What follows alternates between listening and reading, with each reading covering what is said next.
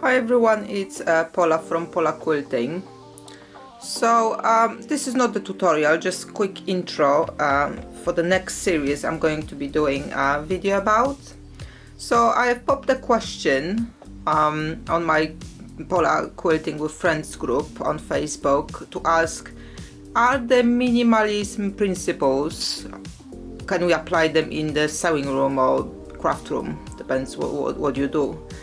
And we had a lot of laugh about it, and basically consensus was no.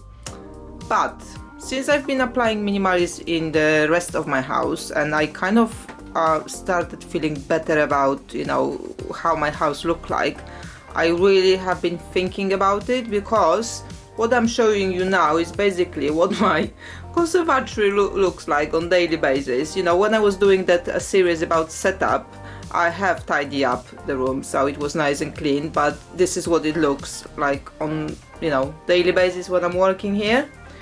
And I always have been a messy crafter, so I always had all the things around me, whether I need them or not. They were all over the place. I can find the things when I need them, so that's not an issue.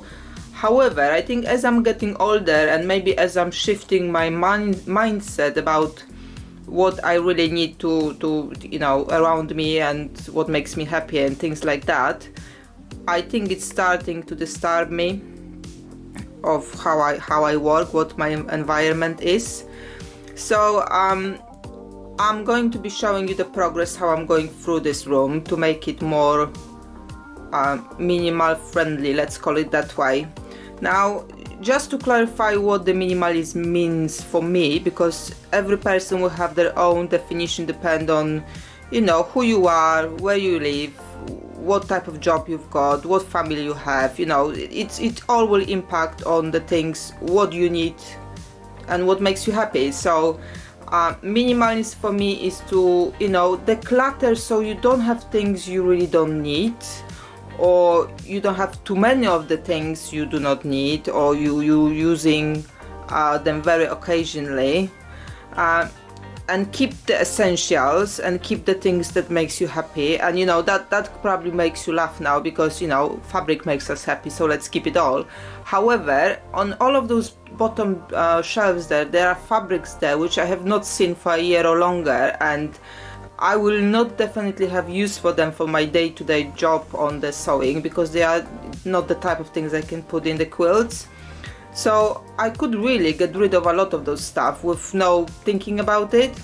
Also, scrap quilts are not for everyone, and just be honest with yourself. If you're not enjoying piecing together small bits and pieces, there is no point doing it. Sewing should be fun, and if it doesn't make you fun, pass it on. There's no harm in gifting somebody your fabrics or leftover scraps. There will be somebody else who will enjoy them, so you just you make them feel happy.